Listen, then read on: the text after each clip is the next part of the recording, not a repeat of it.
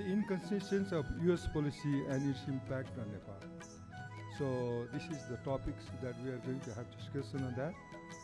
And this session is going to be chaired by Mr. Ratna Sanchar Shrestha. Mr. Shrestha is here. He's a very prominent economist, especially in the water sector. And by profession, he's a chartered accountant. And he had been served in various positions in different organizations also. So I'd like to request Mr. Sanchar to be here in the dance. Thank you.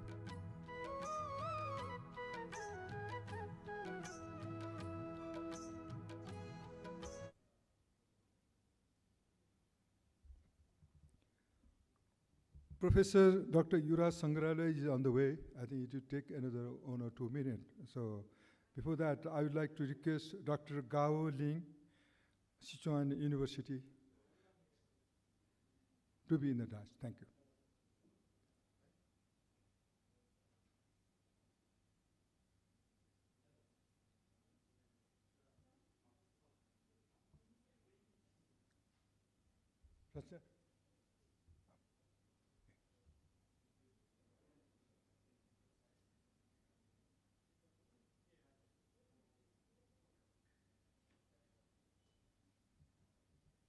Also, I would like to request Mr. Amrit Kharel, advocate, to be on the dais.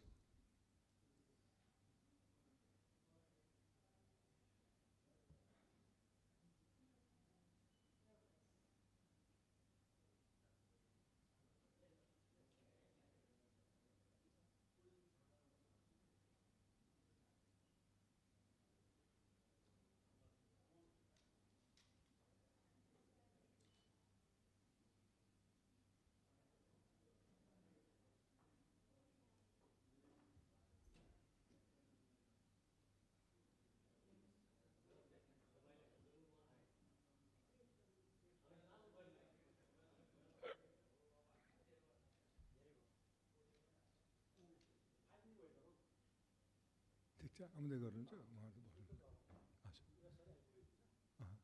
मलाई 2 minute भन्नुहुन्थ्यो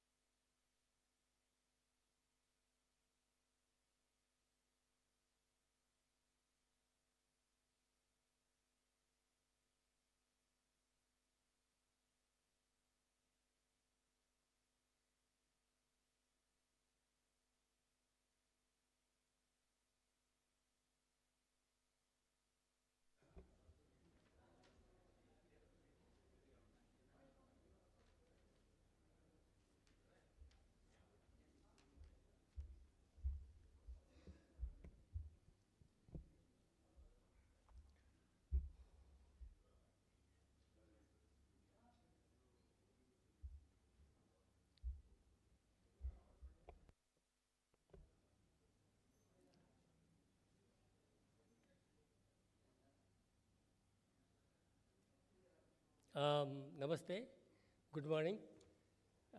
We have already lost 15 minutes and I somehow don't like to waste time.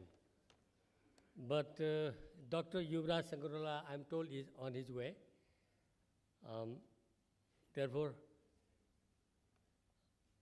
I think Dr. Liang should begin the session.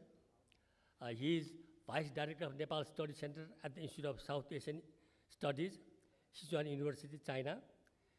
He did his PhD on government of Nepal with a focus on Tarai, and currently been focusing his research on bilateral and multilateral cooperation between China and South Asian countries. He has published dozens of research articles, policy briefs, recommendations. He has frequently been cited as Nepal expert in various newspapers. It is my pleasure to be chairing this session. I agreed to participate in this session, especially at the request of former Prime Minister Jalnath Khanal. I am thankful to the organizers. I request Dr. Gao to start, make his presentation.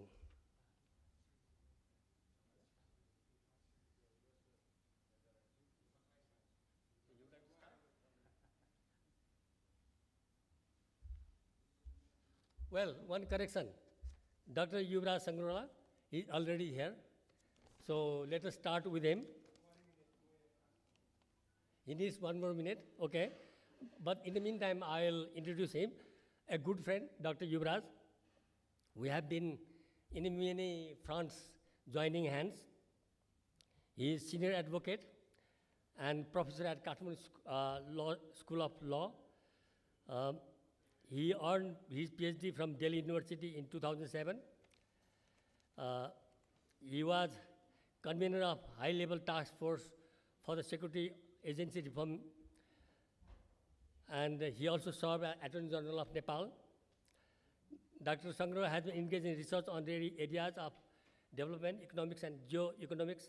His book, South Asia and China Geoeconomics, which includes an extensive discussion on BRI in Nepal, is one of the best-selling publications.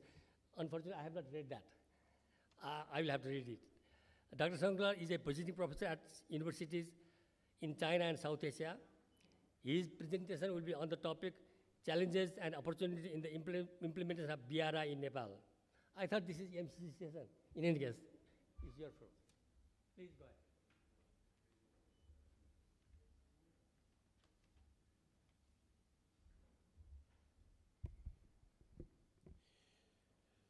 Honorable former Prime Minister Jalnath Khanal, Honorable Deputy Prime Minister Bhim Rawal, सबै अन्य साथीहरू. So my topic is MCC inconsistencies that may unleash irreconcilable controversies.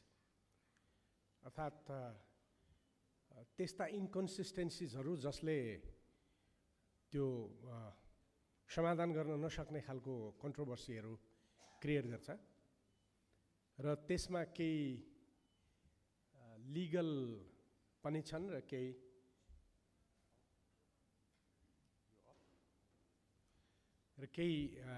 लिगलसँग जोडिएका political इस्युजहरू पनि हुन सक्छन्. चलेन त भाइ?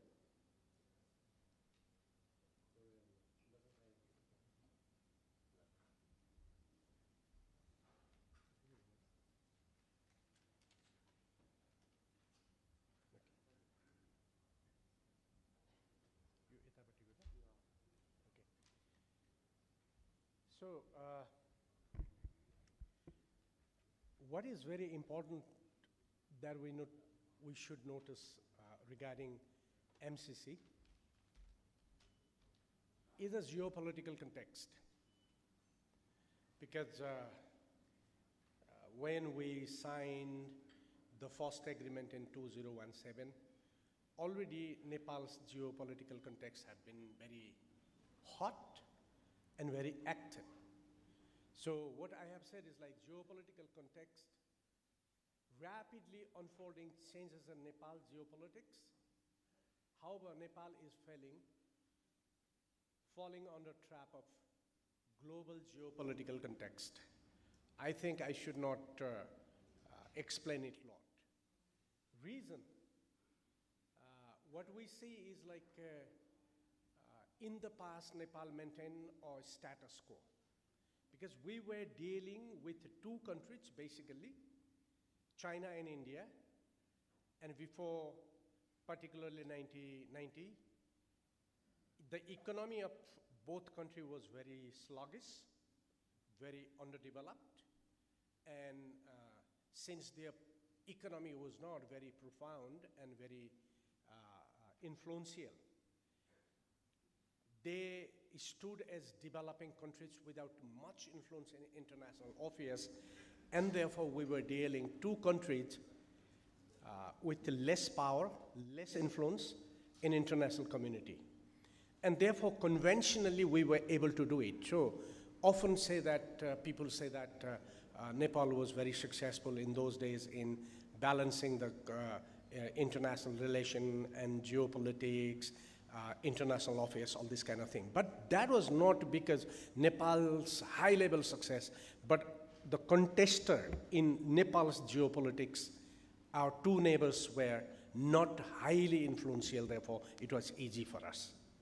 But what happened is that status quo basically formed by comparatively less economic development of neighbors. Now, both these countries have reached to the level where economy has become a very important segment of their development, and both in international politics have been very crucial, particularly China becoming one of the most powerful country economically, crossing to the level of first economy of the world, and India also, though staggeringly, it is marching. Its people are still poor, but the nation itself is becoming very rich, and therefore their political and military power is also very high, and they have been leading global south today, which is generating another kind of cold war. So in that situation, they change and their approach changed in international diplomacy.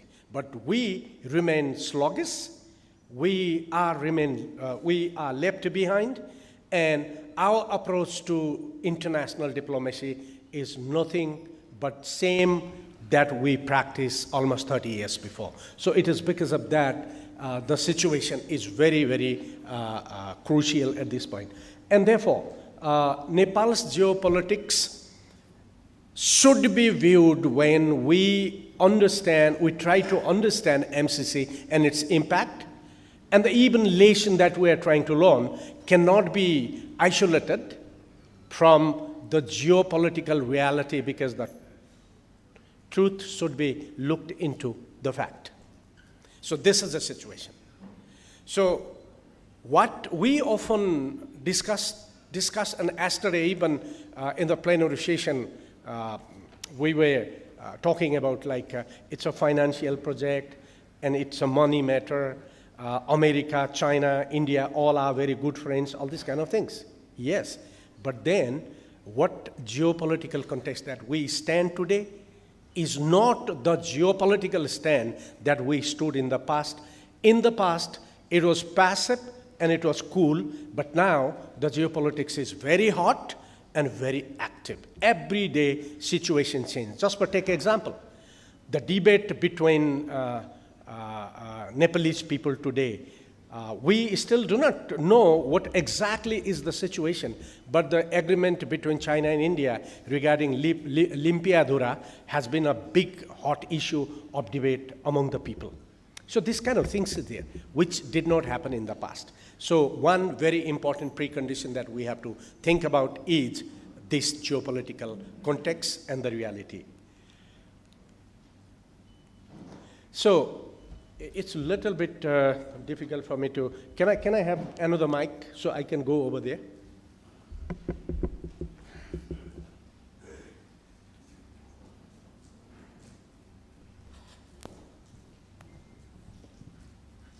You send me here, okay? No problem. So, what I therefore had said is like, a new world order is rapidly emerging in this context. China has already emerged as the second most richest economy with high potential of uplifting into the first economy of the world. China is a hub of global supply chain and rapidly transforming its productive capacity into a leading technology or a technology leader of the world. Though sluggishly, India emerging another economic powerhouse. So, however, Nepal is left behind, is a situation we are not able to deal with. Its economy is sluggish, political instability is rampant, democracy has been failing, and accountability of political forces dwindled. So in this situation, on the one hand, we have a very tough geopolitical situation. On the other hand, we lost our vigor in international diplomacy, economy, and politics as well. So what is the situation? Nepal's today is that economy is not functioning well. It is dependent on import. We do not produce anything. Even rice that we eat in this hotel that we import from India. And political parties' accountability, nobody is very much sincere. And they have not been talking about, like I said yesterday, what MCC basically taken by most of the political parties, that it is another form of international assistance or aid, but this aids our addiction to foreign aid. त्यो दुर्व्यसन हुन्छ नि, दुर्व्यसन लागेको मान्छेले त्यो पाएन भने जिउ दुख्छ, त्यसलाई डिटक्सिफाई गर्न पनि 2 महिना 3 महिना राख्नुपर्छ। तर अहिले नेपालको पोलिटिकल फोर्सेसहरुमा यस्तो स्थिति भइसक्यो कि यो फरेन एड आज केही हदसम्म आएन भने त्यो कर्मचारी तन्त्र र पोलिटिकल त्यो जुन छ त्यसलाई निन्द्रा लाग्दैन। भनेपछि यस्तो एडिक्सन भइसक्यो, मागेरै खानु, मागेरै ल्याऊ, मागेरै विकास गरौँ भन्ने जुन कन्सेप्ट छ, एकातिर त्यो कन्सेप्ट छ, अर्कोतिर हामीले एड्रेस गर्नुपर्ने हाम्रा छिमेकीहरूको हालत चाहिँ they are very powerful now. So Nepal need to transform its geopolitics into geo economics. मैले भन्दै आएको कुरो पहिलेदेखि के हो भन्दाखेरि यो जियोपोलिटिक्सलाई जबसम्म जियो इकोनोमिक्समा कन्भर्ट गर्न सकिँदैन नेपालको डेभलपमेन्ट सम्भव छैन। र मेरो एउटै के न्यारेटिभ त्यस अर्थमा के हो भने MCC is not going to transform Nepal's geopolitics into geo economics. So this is a theory that I discuss. So I have written a big book, probably some of you have already heard it. So question is, whether MCC and BRI both are important for Nepal or not is not a question. Oh, they are very important financial sources. No, that's wrong. What is important is like, do they transform our geopolitics into geoeconomics? Yes or no is a very important.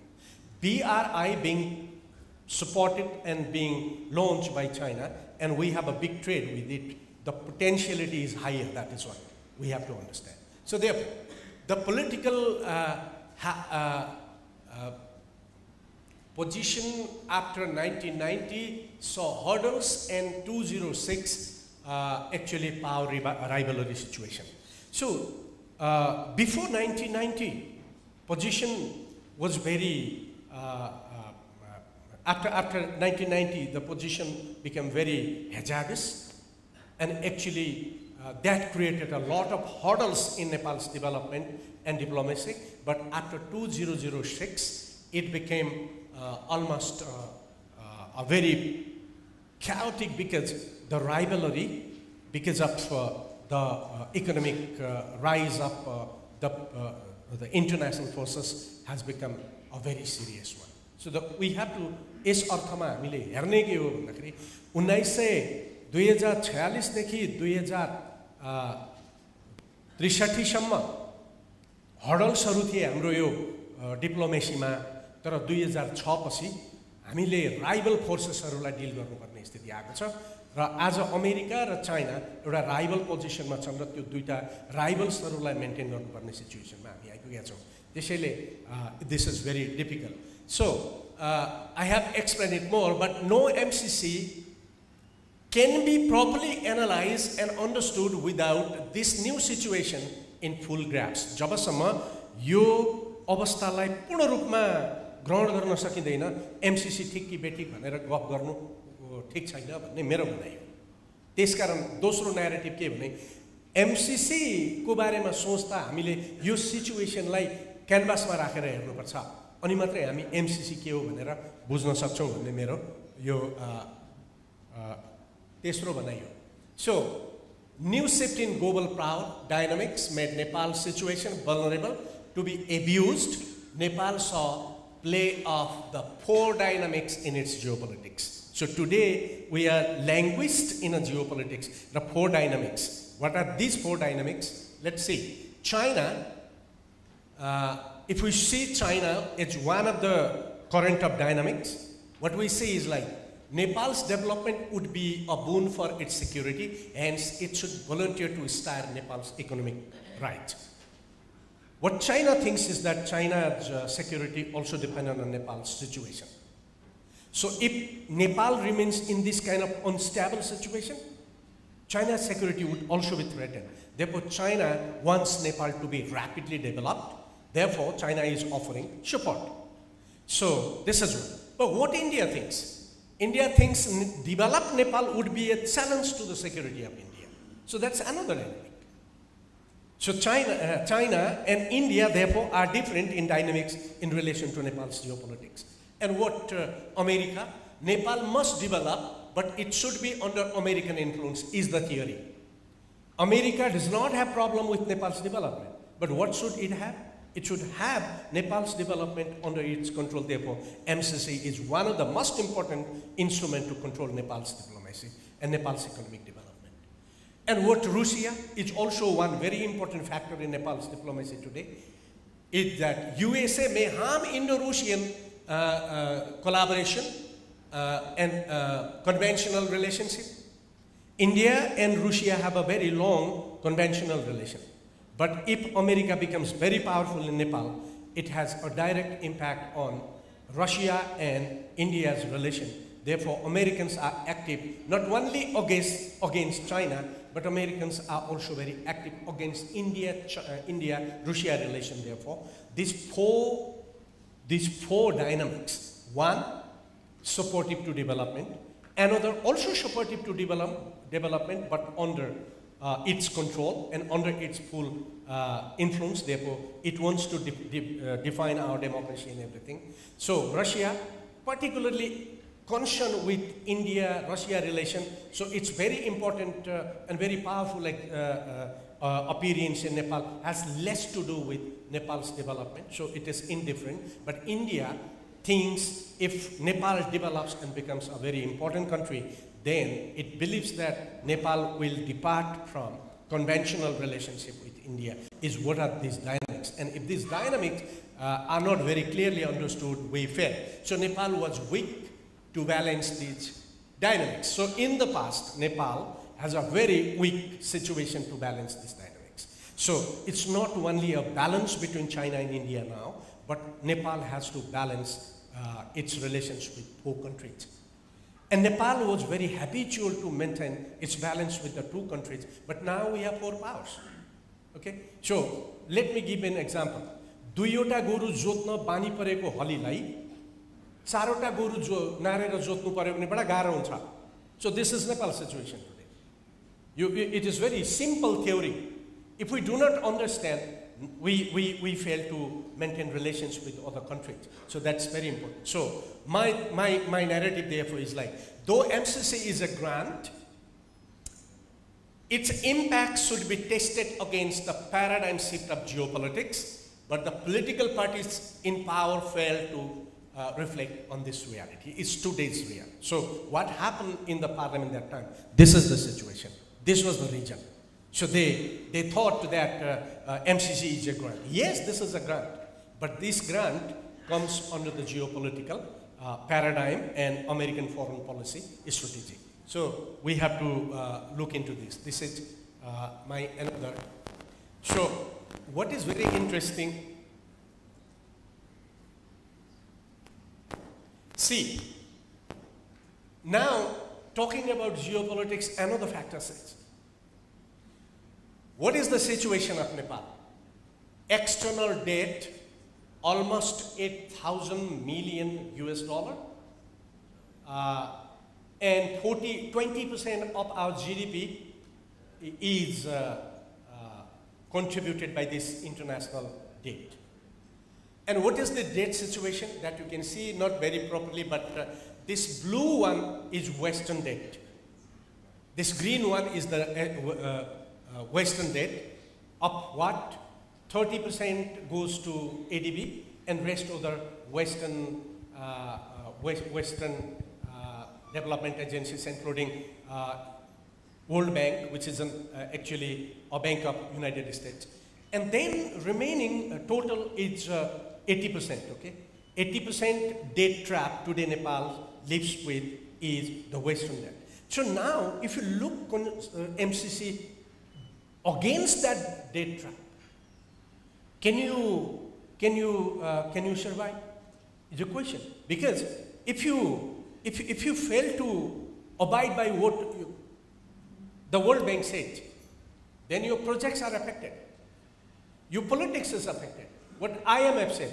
So in this situation, MCC is another powerful instrument which is bringing politics and foreign policy strategy. So already we are in a trap of economic hurdles because we cannot go beyond this trap. Recently you heard like World Bank raised the interest rate from 0.57 to 1.50%. So how much debt service that we will be paying next year? It's almost $1.5 billion US dollar. Now it is 40. It is अहिले 40 अर्ब छ. अर्को वर्ष हामीले त्यसलाई 3 मा बढाउँ कति हुन्छ? So this situation. And what is India's stake in it? 2%. And what is China's stake? It is 1.90. तर बाहिर हामीले बुझेको न्यारेटिभ्स के छ? बाहिर हल्ला के छ? नेपाल चाइनाको डेट ट्र्यापमा छ, जसको 1.90% छ. Only 1.90%, त्यो पनि Exim bank. Most of the assistance is coming in the form of grants from China. And even India, most of the support from India is coming, it's grants. Only 2% is loan. But with 80% financial debt from Western countries with MCC, is a threat to national security, or BRI with 1.90% debt is a threat to Nepal security. So it's a common, I mean, it's very common for people to understand. But we people, Nepalese people, generally believe on rhetorics, but not on fact. This is a fact. So, the foreign debt is a base of Nepalese economy. Nation has culture of taking loan and ignore national production. Is the MCC a need for building, or it is an outcome of foreign aid addiction?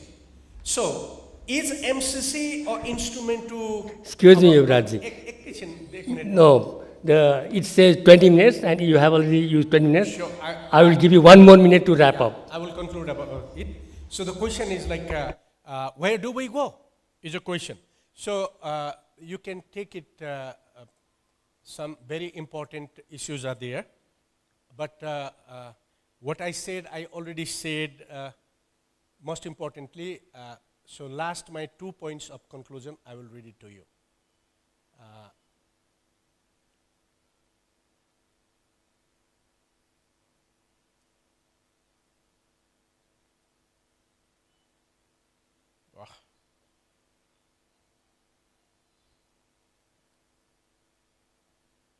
So, MCC is a tool of American foreign policy, and therefore guided by the American Foreign Assistance Act 1961,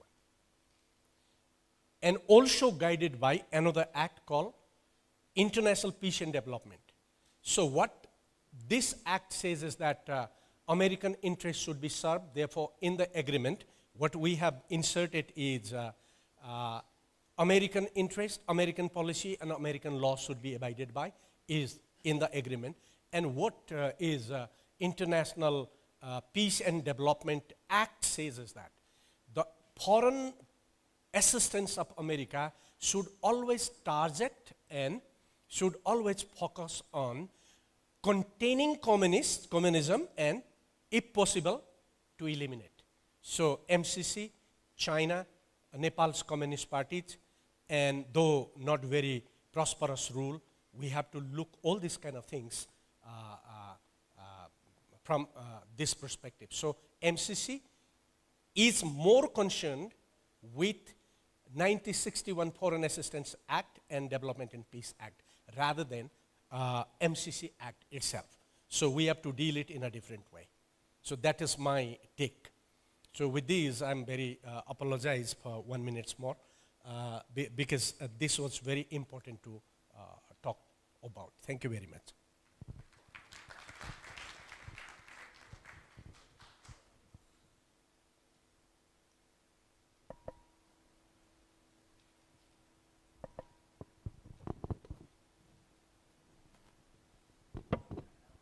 Thank you, Yuvrajji. Since I have already introduced Dr. Gao, I will not repeat that. I request Dr. Gao to make his presentation. And you also have 20 minutes. I'm bad chairman. Thank you, Kanaji. Ratnaji, thank you. Good morning, Honorable former Prime Minister Janak Kanak, sir, and all the distinguished guests. This is Dr. Gao Liang from Sichuan University, China. I am, this is like the 40 times that I have been visiting Nepal, so I am very lucky to be one of the invitees on this program. From yesterday until today, many of the distinguished experts has briefed and elaborated from different angles of this MCC compact and its impact to Nepal. So me today, as a third-party observer on this development of this whole issue, I would like to share some of my observations from the third-party angle. So what I have been observing is that from the angle of the Chinese scholar who is closely following this issue since many years back, I will start my sharing with a very interesting story. So back in 2019, I was back then a visiting scholar at Isimut. So back then, I happened to publish one opt article on Kathmandu Post. So the editor gave the article a very dramatic title. The title was like, the Indo-Pacific strategy is not a good idea. So it was very, disputing. So immediately, the next day, the U.S. Embassy based here, they issued one statement on the same place of the newspaper to, trying to clarify me and saying that Indo-Pacific strategy is something not bad and that is not part of, Nepal is not going to be part of this strategy. So from that day on, I have been closely following the development of MCC, of these things, and then I began my research, scholar career back in Sichuan University. So very interestingly, one of my courses I'm teaching is also international assistance research. So in this process, I did a lot of research on the U.S. Foreign policy, especially regarding its policies and strategies on foreign assistance. So to begin with, I would like to first review this topic of the U.S. inconsistency, the policy inconsistency from a broader view from the history. So if you look at the U.S. foreign strategy as a whole, you would find out that basically the U.S. foreign strategy and foreign policies is somehow, as they present it, is marked by these so-called universal values, like democracy, like human rights, like freedom, these kind of things. But when it comes to into practice, it's more very practical.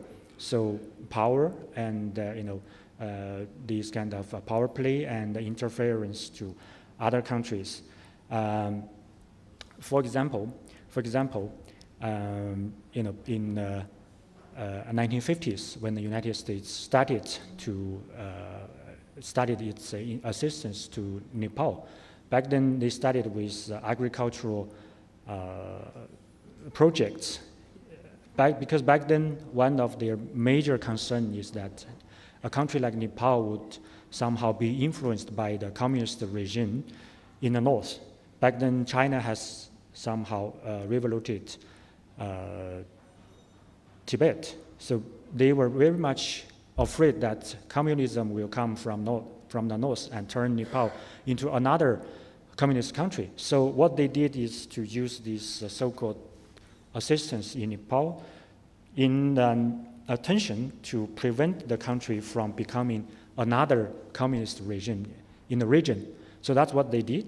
But at the same time, while they were claiming that they are supporting democracy and freedom in this region through all these policies, what they did is that actually this played the role as a strongest supporter of the monarchy until the 1990s. So this is basically what they are doing. And contemporarily, when it comes to the U.S. Foreign assistance policies, it's more instrumentalized. That means foreign assistance policies has been very obviously becoming a tool to achieve its strategic aims. That means to use this as somehow a very much useful tool and weapon to manipulate, and to play in the power games. So for the country like Nepal, as I just mentioned, it's not only today that these policies has been implemented. Even like in the 1960s, when there was the so-called Tibetan rebel forces who is playing in the northern part of the country. Back then, the strongest supporter still, it was the US. And even until the 1970s, when the US was trying to somehow improve its relations with the People's Republic of China, only by then they stopped supporting the rebels in Mustang. And even after that, they didn't give up this kind of policy to to support the Tibetan so-called Tibetan refugees in Nepal. So in this process, what they did is very clear that to use Nepal and to use assistance as a tool to achieve its strategic role of its power play and its with China. So even recently, this MCC issue, the whole MCC issue, what we can observe is that from the very beginning to the discussions in the parliament until its implementation, it's a very vivid example of this policy inconsistency. See, if you, I think from yesterday, many experts had reviewed this, all these dramas, all these disputes in this process. And what I want to point out here today is that, when it comes to the implementation part, and even when you consider the discussion part, from the Nepali side, they put so much importance and so much efforts trying to get a consensus, even though at the end, when it was finally passed, there was not much consensus among the countries, especially among the different political forces. But somehow in the end it was passed. But when it comes to the implementation process, the US somehow suddenly stopped, suspended this this program without consulting the Nepali side.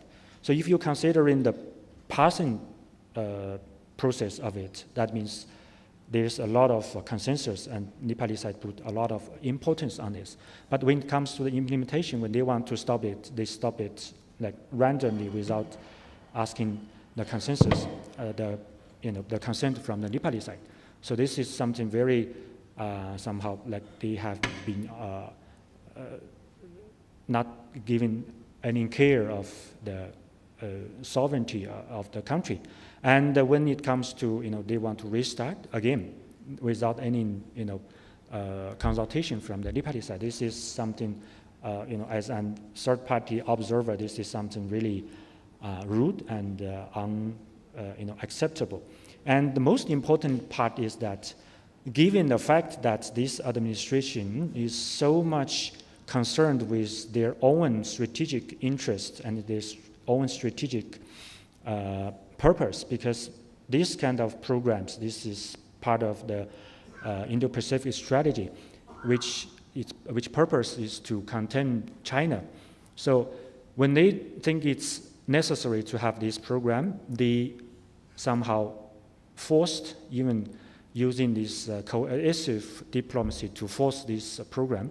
But when they are somehow focusing on their own domestic needs, they suspended immediately. And then after somehow this review process, they realized that it is necessary. Okay, then we continue. But how can we guarantee that in the future, when they again think it's unnecessary, that they will do it again? And so this kind of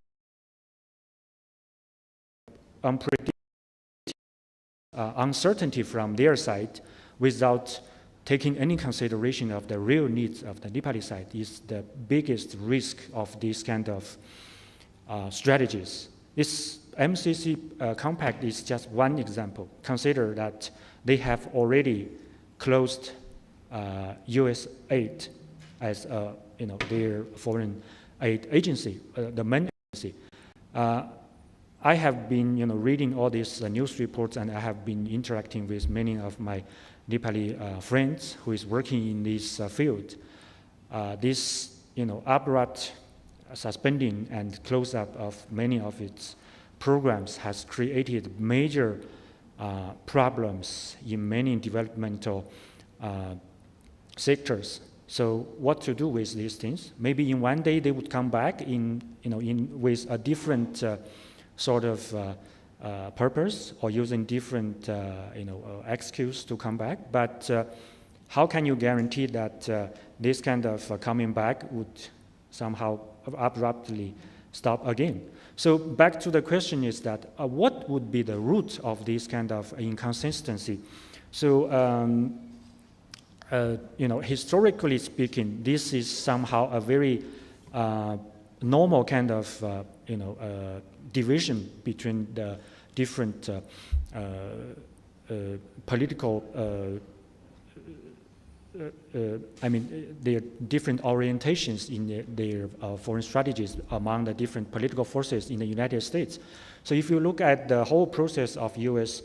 Foreign assistance strategies, you would find out that when it comes to the Democrats who is in the government, who is running a government, which means they are more liberal minded.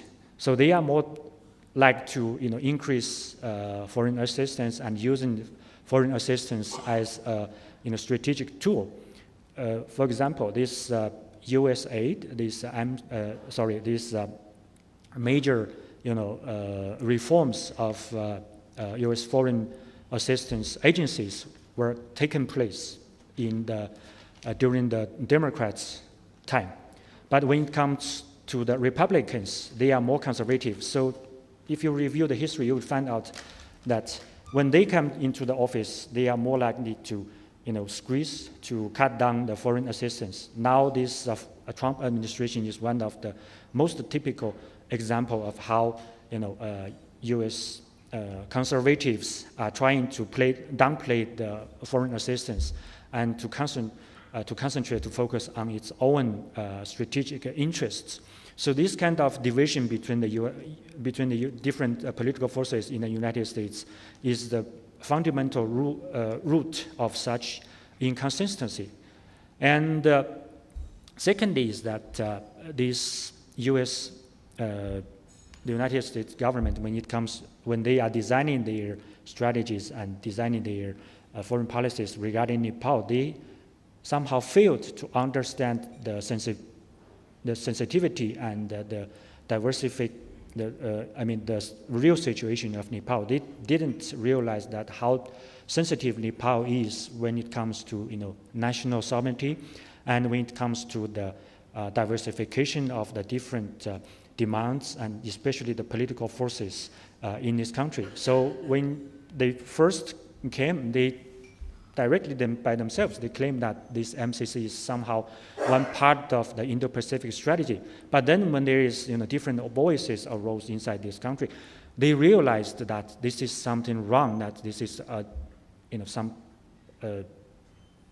strategy that some propaganda publication strategy, they did it wrong. So again, after that, they come to denounce that, okay, this is not part of the Indo-Pacific strategy. This has nothing to do. It's purely developmental, things. But inside the United States, they have different, agencies. They have USAID. They have Millennium Challenge Corporation, company, and also they have the State Department. They have Pentagon, who is all running these foreign strategies. But they are not in an consensus when it comes, in this way, the USAID, they were emphasizing on the developmental side. When it comes to the State Department, they may emphasize on the strategic side. When it comes to the Pentagon and other agencies, they were emphasizing on different angles of this program. So what I'm trying to conclude here is that these differences between their political forces and their differences between their different foreign aid agencies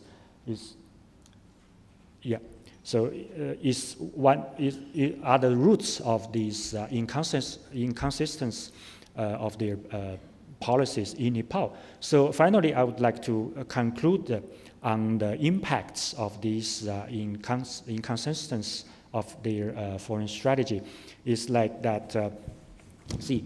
First of all, this kind of inconsistencies would bring difficulty to the Nepali, foreign strategy, because once we had, for the Nepali government overall, that it has played very well as neutral and balanced foreign strategy.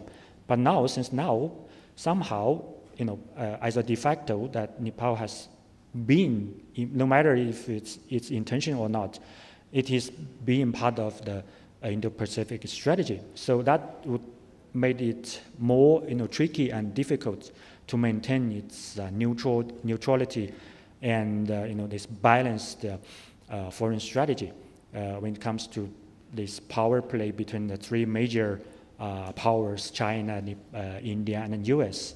And somehow this recent development and this soured relations between India and the US, I think this growing existence and influence of the United States in Nepal and even in this whole region would be somehow maybe a concern even to the Indian side. And this reapproachment between China and India somehow would be more positive to the whole region, and also when it comes to the relations and their competition in Nepal. So this is one thing. And second is that this kind of inconsistency also intensifies this division and fragmentation of the political forces inside Nepal. So I won't say too much about this because this is already a fact. I want to emphasize this division from another angle is its division to the whole society, because in this discussion, behind all the political forces of Nepal, it's the Nepali people who are supporting them. So they have also been influenced. So for so many times when I am, having these interactions with Nepali friends, with Nepali people, they were all like discussing about MCC. But actually, many people, for the average, they do not have a very, deep understanding of these things. They just, choose side based on their, basic, conceptions and impressions of these countries. So this kind of division is also being accompanied by the U.S., these so-called social engineering projects. What I'm saying is that MCC does not come alone. They come with all the other NGOs and all the other, assisting programs, even though that now they are suspended, but I am pretty sure that in the future they are going to come back in a different form, in a different way, in a different channel. So this kind of, influence, overall influence is somehow reshaping the society and also influencing the culture, the society. In China, we call this cultural security. So I think this kind of influence would also be somehow addressed some way properly here in the country. And at last, I would like to conclude that this kind of inconsistency of strategies. Only 1 minute. I will conclude. So this inconsistency is somehow rooted in the United States domestic political culture, and also it is somehow reflected in many aspects in the whole process of this strategy, of this project and other projects of the United States. So these impacts on Nepal, we are observing, and in the future we will still be dealing with them. So with all these complexities and all these impacts, that's the thing, that's the challenges that we are going to anticipate in the future. So we will keep observing, and we will keep analyze. So thank you very much for your attention, and this is the end of my sharing. We will have more discussions in the panel discussion session. Thank you very much. Thank you.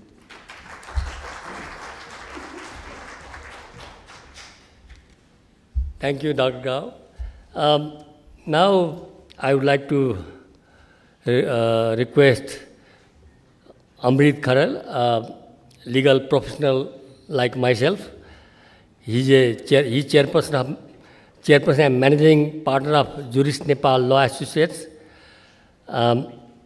He holds an LLM degree in international and commercial law. He has served as assistant professor at the Faculty of Law in Tribhuvan University, and at present he is a PhD scholar. Amritji.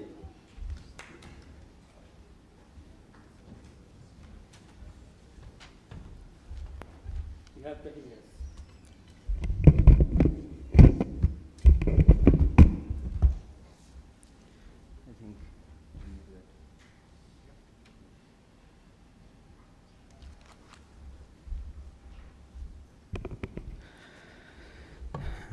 Thank you, Session Chair, Mr. Ratna Sansar Shrestha. Honorable former Prime Minister Chalnath Khanal, Honorable former Deputy Prime Minister Dr. Bhim Rawal, and Honorable Professors, Professor Dr. Yuvraj Sangrola sir, Professor Khagendra Prasai sir, all the distinguished participants, Dr. Gao, and all the distinguished participants from various other foreign-friendly nations, including China, Sri Lanka, and other nations, and all the distinguished participants. I am very much pleased to be here with you in this pleasant morning. And first of all, I would like to thank the organizer, Foundation for Peace, Development and Socialism, for providing this opportunity to share some of my observations regarding the MCC Compact and its project implementation agreement.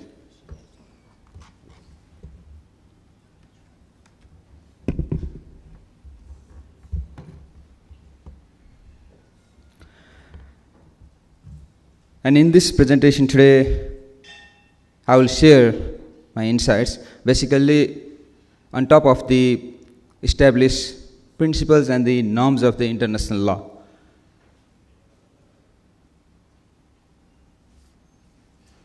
In this presentation, basically, we need not to be very much ideologically oriented, either Marxist or Leninist or any other ideological is not necessary to understand the lopsided provisions of the MCC Compact and its project implementation agreement. The established norms of which is known as the peremptory norms of the international law, and also it is often cited as jus cogens, from which no derogation is possible for any states in the world, either from the Western Bloc or any other countries having any kind of ideological backing. So these are such common minimum standards in the international law, and on the top of those international norms, we can see how this compact, MCC Compact, has been deliberately, it has been orchestrated in this form to serve the mission of the Indo-Pacific strategy of the US. So, I would like to, without much ado, I would like to start my presentation.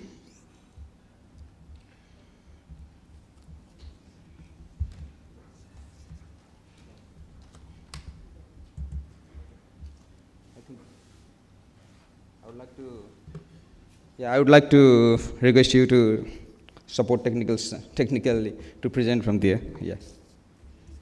Yes.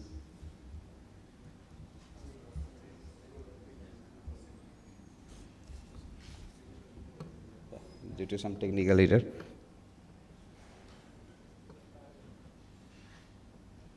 No. I have already provided to Kapila sir. Yeah. Didn't you receive?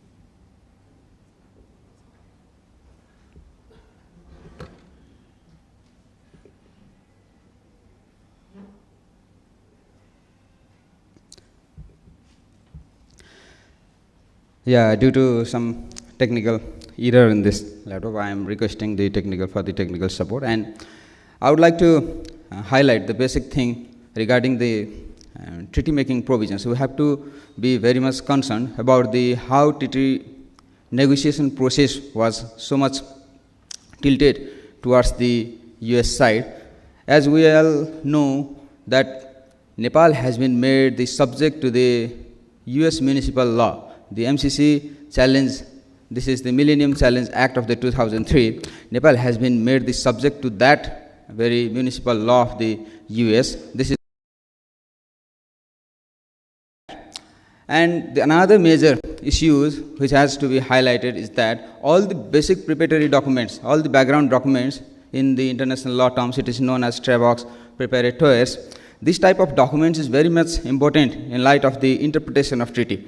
How this treaty has been conducted, what were the background preparations, how all the negotiation and the draft papers were exchanged, and what was the ongoing intention, and what was the background intention of the MCC Compact or any other treaties. It is often, it can be understood from those preparatory documents only. And it is also the very much legitimate expectation of any perspective of the transparency as well. These documents has to be revealed and exposed before the parliamentary ratification. If it was necessary and if it was deemed to be ratified from the parliamentary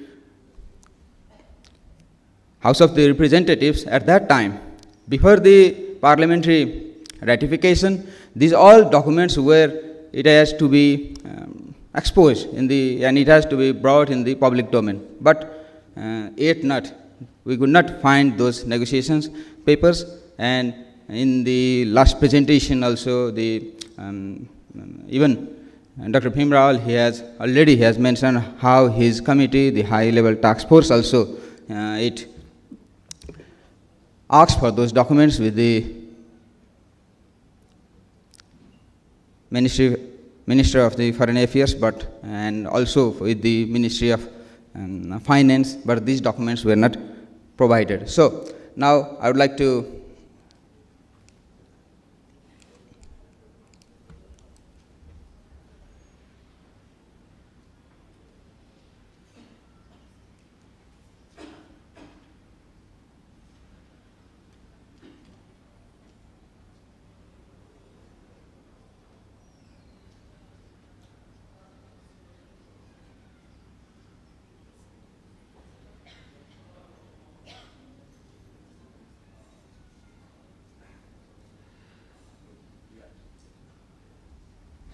So in this presentation, we will see the major flaws in these two documents, major documents, the MCC Compact and the Project Implementation Agreement. And the basic flaws I have already mentioned, that any country, it cannot be the subject to another jurisdiction of any other sovereign state. This is against the principle of the sovereign equality. And this principle, as enshrined in the UN Charter, this is not any principle of any communist orientation or any principle of any ideological orientation, but this is the basic peremptory norms of the international law which has been enshrined in the UN Charter, and it has been the common minimum principle for all of the countries from all blocks of the countries, either Western Bloc or the Eastern Bloc. So when a country has been made subject to another domestic law, this is a kind of the situation of the state intervention, a kind of imposition of the law of US to Nepal. As we can see, in several instances, the section of the Millennium Challenge Act, it has been cited in the compact document. We can see the section 609G of the MCC Act, it has been cited in the MCC Compact, and also several other sections. It has been cited in the MCC Compact. So we can say this is one of the biggest flaw. Also, we can say that there is no reciprocity of such subject being subject to the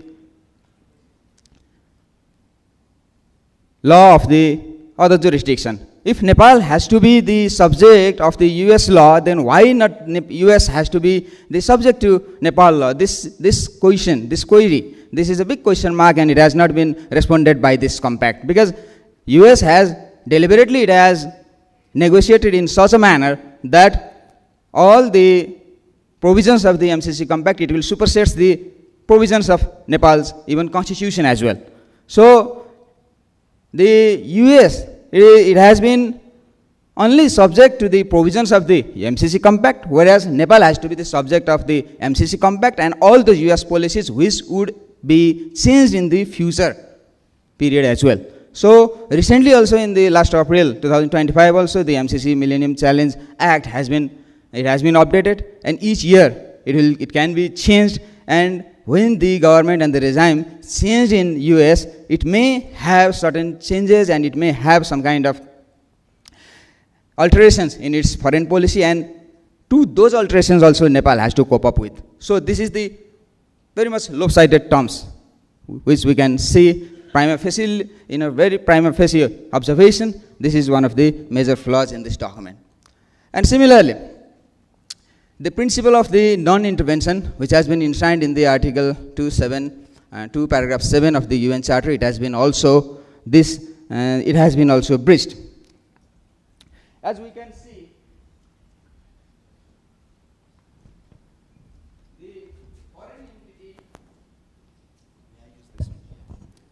the foreign entity cannot undermine the parliamentary sovereignty of any nations, but we can see during the negotiation of this MCC Compact, we can see that the MCC has directed Nepal's parliament as well to initiate and to draft and to bring this Electricity Regulation Commission Act, and it was the byproduct of the MCC. And this was one of the major conditions this was a kind of conditional grant, and the major condition was to bring this act from the parliament. And it has been also placed in the annex of the MCC compact as well.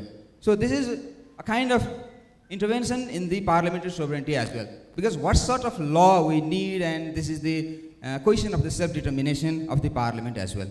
This is not in the international plane. One country cannot dictate another to bring certain kind of law, and if maybe that law, maybe we need not go to the contents of that law, but basically the procedure which it has been followed during this negotiation of the MCC contact, it has been a kind of major flaws, and this is against the diplomatic protocols, diplomatic norms, diplomatic law, and the international law and treaty making. So these are some of the major violations of the peremptory norms of the international law from which no states can derogate. Basically, the competitive grant scoring, when certain treaty negotiation is commenced at that time, treaty negotiations, it is started on the negotiation table. Not in such a situation in which we can see in this negotiation, Nepal was treated as an applicant country, and US itself, it declares itself as a kind of grantor, or a kind of country which provides this kind of contest. And in this contest, Nepal has to gain some scores. And US has that authority. US has used that authority. It has used that authority to judge over the parameters. Certain parameters have been set by US. From its unilateral, there are some parameters of the media freedom, or some parameters of the democratic governance, or some other kind of parameters which are subjective in nature. Who is the US to define what is democratic governance in Nepal? And how can it provide certain scores to Nepal? No any international law provides such authority to any country, not even US or any other countries, to provide certain score to another separate independent nation on the basis of certain subjective parameters. And Nepal, as an applicant state, it has gained, according to the MCC documents, if we go through these documents thoroughly, then US states that Nepal has gained. Out of the 20 parameters in the 16, Nepal has scored. So who is the US to score Nepal and rank Nepal? And this is one of the major flaws. And similarly, we can see this foreign directed lawmaking, this is another violation. And similarly, this aid is based on the conditionality grant, and all the conditions has been, terms and conditions has been imposed unilaterally by US, and Nepal has no any option. Either you away, and either you have to go through those conditions, or it will be rejected. In this way, this is the unilateral imposition. And similarly, political evaluation, we can see subjective kind of assessment. All the numbers and the ranking has been provided.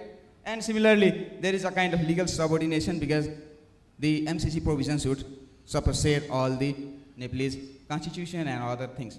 So, on top of these all things, we can say that US law and the incorporation of US law, this MCC funds, it cannot be used violating the US law or policy.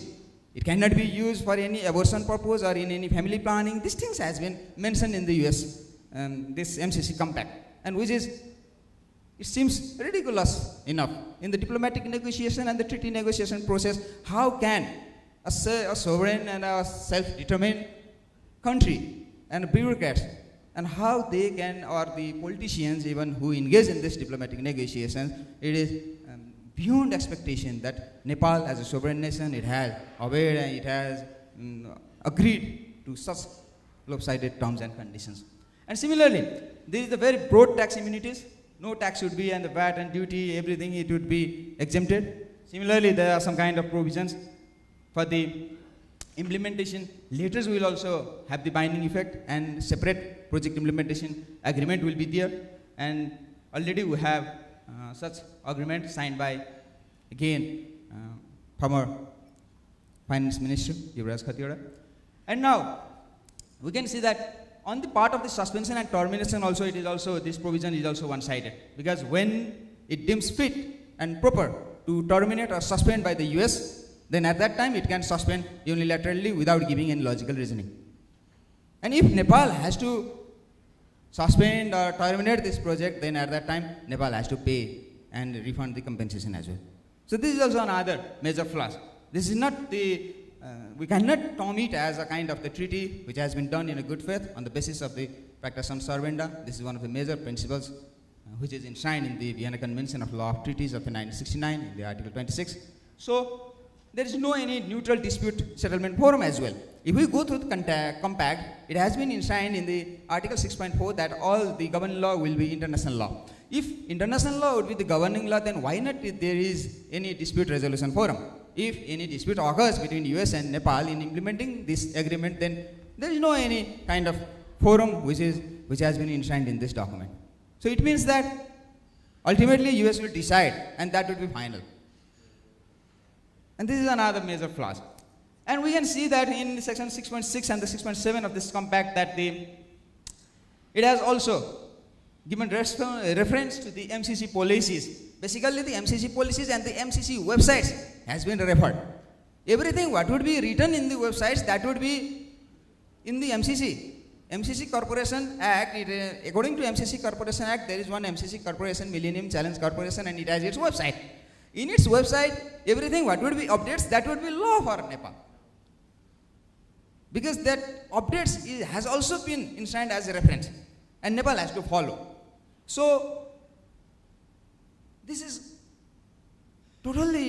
a kind of fundamental violation of the international law, because any country cannot be subject to the website updates of another country. Not even the municipal law, but the website updates has also been referred as it has to be followed by Nepal. So, in the international law, we cannot imagine this type of lopsided treaty. And immunity and waiver of the claims, section 6.8, there is the waiver and the immunity for all contractors and consultants of the US consultants as well. These all are the contentious provisions which I have been highlighting here.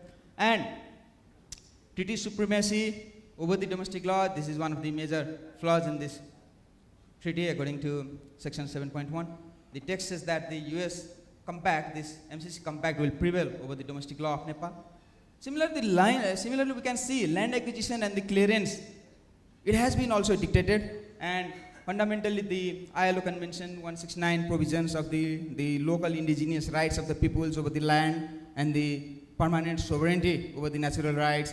These things has been fundamentally, it has been breached and it has been damned here during this treaty negotiation, we can see. So, there are some other soft instruments as well, like the Paris Declaration on Aid Effectiveness. When any aid is taken from any donor country, at that time the donors has to respect the ownership, alignment, harmonization, and also mutual accountability. These things has to be followed, but it has been, blatantly it has been also, it has not been taken into consideration. Similarly, we can see another Accra agenda for action. Nepal also has, Nepal has endorsed this Accra agenda, and this agenda also reaffirms that the country system, when taking any grants and any aid from any nations, at that time it has to be, all the systems of the local country has to be followed. But this has also been neglected during this negotiation. So, and we can see in this violation matrix, we can see there is the grave violation. Basically, in the Nepal has been turned as a kind of de facto subject of US law.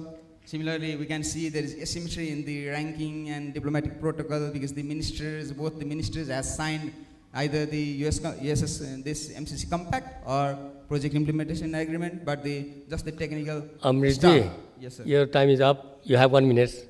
Okay, sir.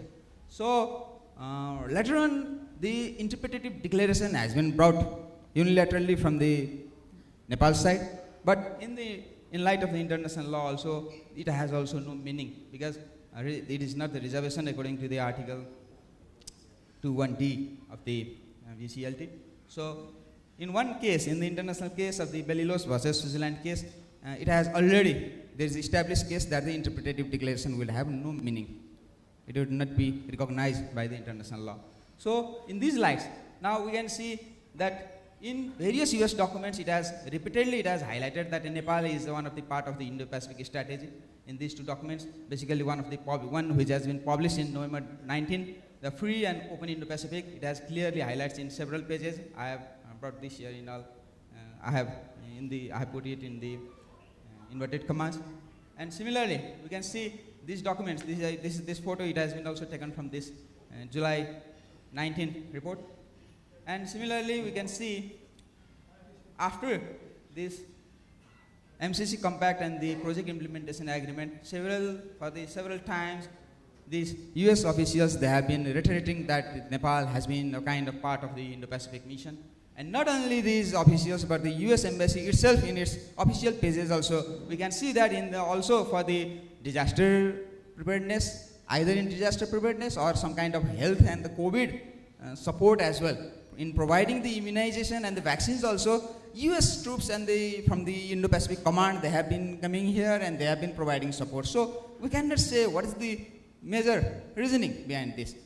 Either if we have to have a kind of health-related relations, and why US Department of the Defense has to take initiation in this. So this is very much important to think about this. These photos I have taken from the Facebook page of the US Embassy.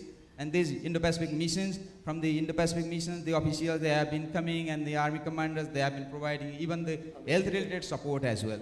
And also they have been, these are the official photos of which has been publicized by the US Embassy itself. So, I would like to thank you all for this, for your kind attention, and any queries would be welcome. Thank you. Bye. Thank you very much, Amritji. According to the program that I have here, it's now time for floor discussion. And after that, I allow each presenter 5 minutes to add if necessary. I would request some volunteers to hand the mics to the participant. Anyone? So please, mic there. Please state your name and then be to the point, ask the questions pertaining to the presentation only, no speech delivery, please. Thank you. I would like to congratulate all of the presenters for an excellent presentation. I have a small query to Professor Gao. Indo-Pacific strategy, and the US is using its foreign assistance as a tool for power and strategic interest. In this case, how the emerging China and also India would resist influence through the US assistance. And also, I have a query to Kanal. I already thank for an excellent presentation. When you talked about the Vienna Convention on Treaty, I have found in a clause in that treaty, only when both the parties of agreement, they realize that something is left behind, and then they have to add with mutual agreement. Then only the effect of such declaration takes place. So in case of Nepal, as you meticulously explain about the legal effect, how the legal expert in Nepal should take the negative implications of the agreement you have stated to challenge the further negative impact on our country. Thank you. Thank you. My request to presentators, please make notes of the queries, and at the end, you please reply. So any more questions, please, microphone there. Please state your name and then ask the question.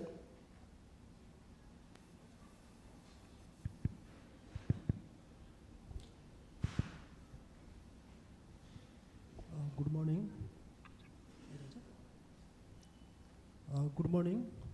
My queries goes to Dr. Gao Liang, a professor from Sichuan University. This is Rajesh Shrestha.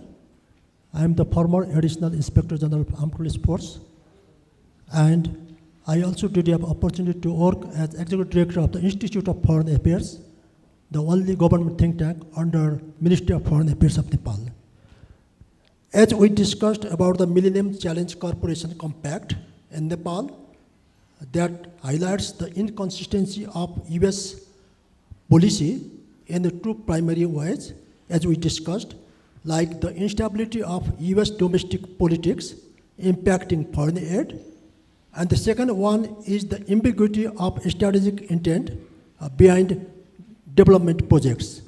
And my question is, from a Chinese perspective, how does the successful ratification of the MCC Compact in Nepal, despite significant opposition and external pressure, alter the strategic environment in which the Belt and Road Initiative, BRI, and other Chinese projects operate in South Asia, as Nepal has been the part of the Belt and Road Initiative since 2017, May, and latest in the recent development, it has also signed with the BRI Cooperation Framework in December 4, 2020. Thank you. Thanks. Next. Sorry, Ratna Sasarji, I am Bhimrao. Mention my name. Let's give chance to others, then you can. Oh, you forgot to tell your name. Thank you for telling your name. म प्रेमल कुमार खनाल मैले अमित सरलाई नि सोधे गरेँ यो 12 बुँदी व्याख्यात्मक टिप्पणी भनेको के हो यसको लिगल स्ट्याटस के छ अनि यो स्ट्याटस छैन भने नेपालको पार्लियामेन्टबाट पास गरियो पार्लियामेन्ट सार्वभौम संसद हो यसको वैधता के हुने हो म यति मात्रै कुरा राख्न चाहन्छु धन्यवाद Khanal ji next in the back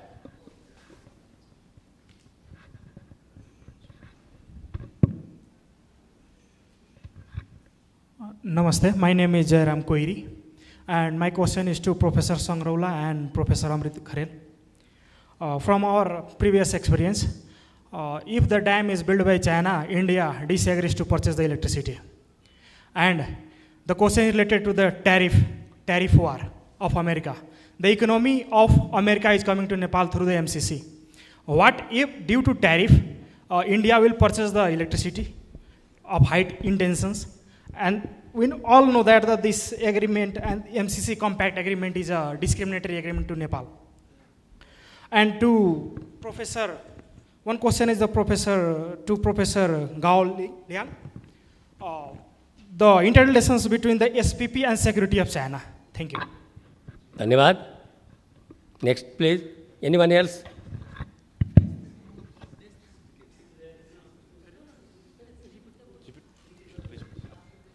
Hello.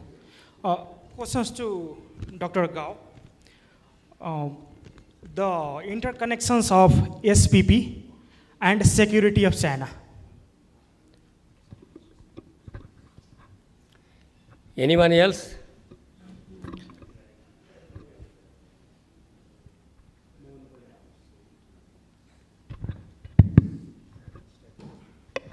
Okay. My name is Babu Raja Shakya, and my question to the Amrit Kharel sir. Your presentation is very nice and best in fact.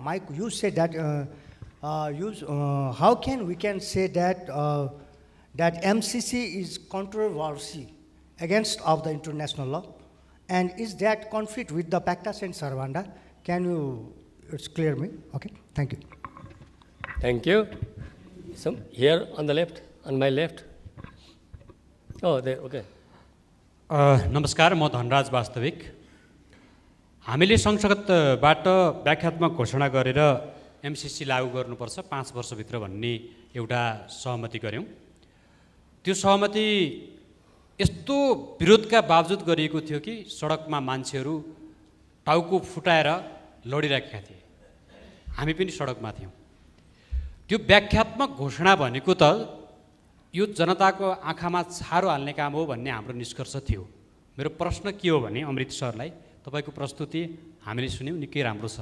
यहाँ भएका हिजो पनि र आज पनि गरिएका प्रस्तुतिहरू सबै राम्रा छन्, तर यी राम्रा प्रस्तुति या कागजमा लेखिएर मात्रै यो कम्प्याक्टले, यो एमसिसीले नेपालको सार्वभौम एउटा सत्ता भनौँ, हाम्रो देशको एउटा गरिमा भनौँ, हाम्रो आफ्नै स्ट्याटस भनौँ, यसलाई रोक्न, छेक्न, बचाउन सक्छ कि सक्दैन भन्ने एउटा महत्त्वपूर्ण प्रश्न हो।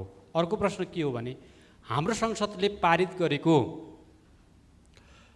गरेको व्याख्यात्मक घोषणाले 5 वर्षभित्र कार्यान्वयन गर्ने भनेको थियो, यो लागू नै भएको छैन। 2 वर्ष 3 वर्ष कति भइसक्यो सम्झौता भएको भनेपछि यसले त एमसिसीले त जरा गाडे त हजुर। यसलाई हामीले कसरी सम्बोधन गर्ने, कसरी चाहिँ यसलाई चाहिँ 5 वर्षभित्र भएन भने, 5 वर्षभित्र लागू भएन भने टाउको मुडेर मलाई चाहिँ थानकोटको के अरे नाका कटाउनु भन्नेमा मान्छेहरू पनि त हाम्रो अगाडि जीवितै हुनुहुन्छ। यस्ता कुरालाई कसरी हेर्ने, कसरी सम्बोधन गर्ने, अमृत सरले अलिकति व्याख्या गरिदिनु होला। धन्यवाद। धन्यवाद। समानन्द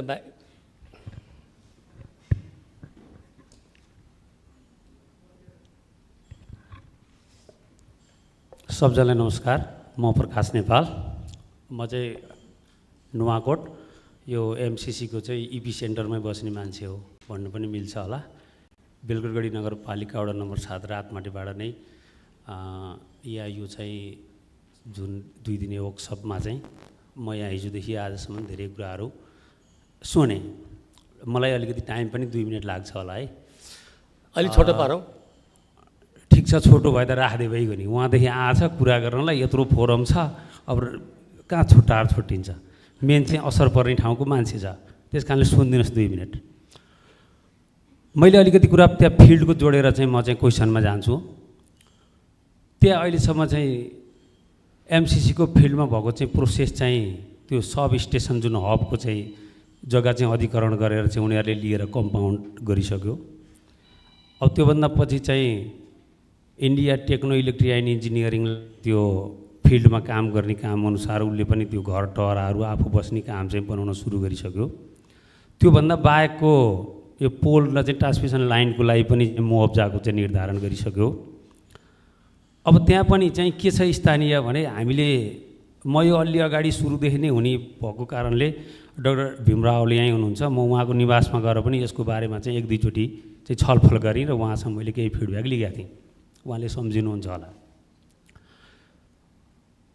र त्यो बेलामा पनि चाहिँ हामीसँग के कुरा हुन्थ्यो उहाँसँग भने अब गर्ने के भन्दा सकेको आवाज उठाउने भन्दा हामीसँग कुरा छैन, आवाज उठाइरहनुपर्छ देश र राष्ट्रको लागि।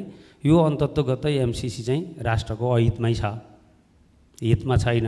मात्र हित भनेको अहिले दिने भनेको पैसा कति त्यो 55-56 अरब मात्रै हितमा छ भन्ने चाहिँ निचोड निकालिएको थियो। त्यस कारणले यो 2 दिने चाहिँ वर्कसपमा मैले अलिकति हाम्रो चाहिँ सुरेन्द्र पाण्डे कमरेडको बाहेक सबैको चाहिँ हेर्दाखेरि हुन त कतिपय चाहिँ इङ्ग्लिसका कुराहरू चाहिँ कति 60-70% मात्रै बुझ्यौँ होला। अब पढ्न छोड्यो भने अलिक धेरै नै वर्ष भयो। हिजोको कुरा छोडेर अहिले के गरौँ? अब मैले चाहिँ के भन्यो भने चाहिँ एमसिसी सुरुवात भइसक्यो, अगाडि बढिसक्यो। निचोड त यो चाहिँ फ्युचरमा चाहिँ हाम्रो देशको चाहिँ जुन चाहिँ यो चाहिँ सार्वभौम माथि नै खतरा छ भन्ने हिसाबको निचोड पनि चाहिँ त्यहाँ निस्किन्छ। यस्तो हुँदाहुँदै पनि भइसकेपछि अब मेरो कुरो चाहिँ अमृत सरलाई यसको खारेज गर्दाखेरि चाहिँ कानुनी रूपमा चाहिँ पर्ने चाहिँ इम्प्याक्ट के हो? अब हामी त त्यहाँ जानुभन्दा अहिलेदेखि हामीले गरिरहेको वर्कसप यसले बनेको सम्पत्तिले त अन्तत्वगत यो खारेज गर्नुपर्ने देखिन्छ, काम भए पनि नभए पनि। त्यसले चाहिँ कानुनी रूपमा पर्ने असर के? एउटा कुरा। अर्को कुरा, यो मैले चाहिँ हिजोदेखिको बुझ्दै आउँदा हाम्रो चाहिँ युवराज सरको त्यहाँ यसो चाहिँ हेर्दाखेरि यो सबै आउनुमा चाहिँ जियो पोलिटिकको कारणले भइरहेछ कि जस्तो चाहिँ बुझिन्छ। यसको बारेमा उहाँ चाहिँ युवराज सरले सँगसँगै डाक्टर भीमरावलाई पनि यो चाहिँ जियो पोलिटिकको बारेमा अलिक ज्ञान भएको कारणले वास्तविक त्यही हो त। जियो पोलिटिकले हामीलाई चाहिँ यति चाहिँ अप्ठ्यारो स्थितिमा चाहिँ पुर्याइसक्यो हो त। यसको बारेमा पनि म चाहिँ अलिकति चाहिँ जान्न चाहन्छु। 2टा कुरा खारेज गर्दा हुने के यो आइएको जियो पोलिटिक्सको कारणले, र अर्को कुरा चाहिँ इकोनोमिक रूपमा चाहिँ अहिले चाहिँ युवराज सरले चाहिँ भन्नुभयो हामी चाहिँ त्यो ऋण र अनुदान बाहेक चाहिँ अर्थतन्त्र नै चलाउन नसक्ने अवस्थामा चाहिँ पुगिसक्दा कस्तो अर्थनीतिले चाहिँ हामीले चाहिँ काम गर्दै आइयो त। यसलाई पनि चाहिँ चेन्ज गर्नुपर्ने त देखिन्छ, तर त्यो गर्ने कसरी भन्ने कुराको चाहिँ यो 3टा क्वेसन। हस्, धन्यवाद। धन्यवाद नेपालजी। Anyone else? Looking at the structure of the program, everybody is questioning MCC, but I don't see any representation of MCC. We have MCA Nepal in another 5-star hotel, enjoying 5-star privileges. They should have been represented here to answer the questions. Well, in any case, now I would request each of the presenters 5 minutes. Who? Namaste. Let me ask a question in Nepali. I'll be focusing on one of the news from Army, Nepal Army.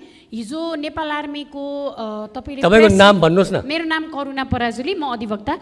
Nepal आर्मीको हिजोको वेबसाइटमा press release हेर्नुभयो भने नेपाल आर्मीको chief भोलिदेखि सुरु हुने 26 अगस्तदेखि सुरु हुन लागेको इन्डो पेसिफिक कमान्डरको थाइल्यान्डमा हुने एउटा सम्मेलनमा भाग लिन जानुभएको छ र पब्लिकबाट बच्नको लागि एउटा सेकेन्डको बुदा के छ भने विक्रमसम्म 2056 सालदेखि नै वार्षिक रूपमा यस्तो कार्यक्रममा सहभागी हुने गरेको भनेर त्यो प्रेस रिलिजमा लेखिएको छ र त्यस्तो कार्यक्रममा गएर आएर त्यो इन्डो पेसिफिक जुन त्यो स्ट्र्याटेजीमा छलफल हुन्छ नि कमान्डर लेभलको त्यो के छलफल भयो भनेर यहाँ आएर कतै रिपोर्टिङ गर्ने त्यो मेकानिजम छ कि छैन हामी पब्लिकलाई जान्छु चाहिँ भन्ने त्यहाँ चाहिँ पहिलेदेखि गइरहेको भन्ने तर पब्लिकलाई के हो भनेर हामीले थाहा पाउनु पर्ने अधिकार छ कि छैन अथवा त्यो कहाँ छ युवराज सर मैले अलिकति त्यो जान्न चाहेँ अर्को हिजो मैले अलिकति टाइमले हिजो यो कार्यक्रमको बारेमा हिजोको चाहिँ कुरा नगरौँ हैन हिजोसँग लिङ्क हुनु पर्यो नि सर हिजोकोसँग आज लिङ्क गर्दै हामीले सिक्ने होला नि त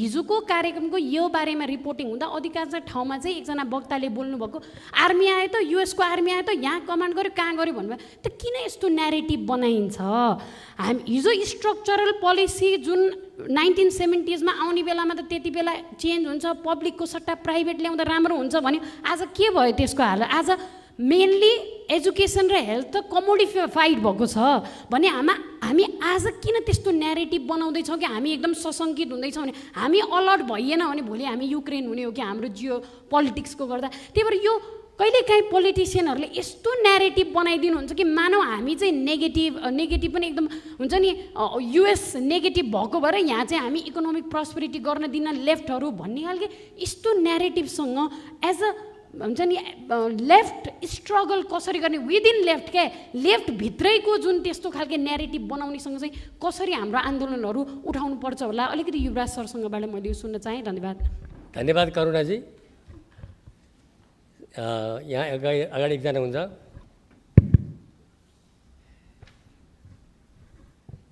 म प्रमोद शर्मा मेरो क्वेसन चाहिँ प्रोफेसर डाक्टर युवराज सौरलाप्रति छ डाक्टर साहबप्रति डाक्टर साहबले अघि आफ्नो पेपर प्रेजेन्टेसन गर्नुहुँदाखेरि वेस्टर्नहरूको डेब्ट र लोन 80% लगायत एमसिसी छ भनेदेखि चाइनाको करिब 2%को कुराकानी गर्नुभयो सरी चाइनाको करिब 1.9%को कुराकानी गर्नुभयो र इन्डियाको लगभग 2% अरू ग्रान्ट बाहेकको कुराकानी अब हामीले अहिले एमसिसीको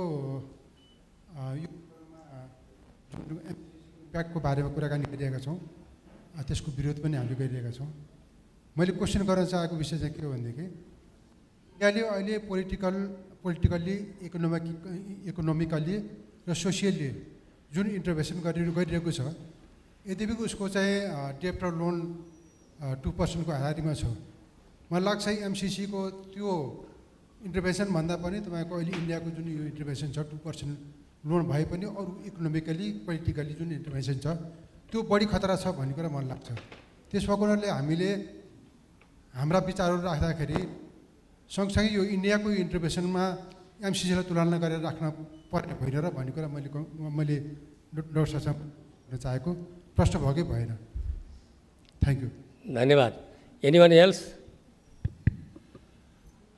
since we are running out of time now I am going to change what I said earlier I can only afford to give each of you 3 minutes so please try to accommodate your answer within those 3 minutes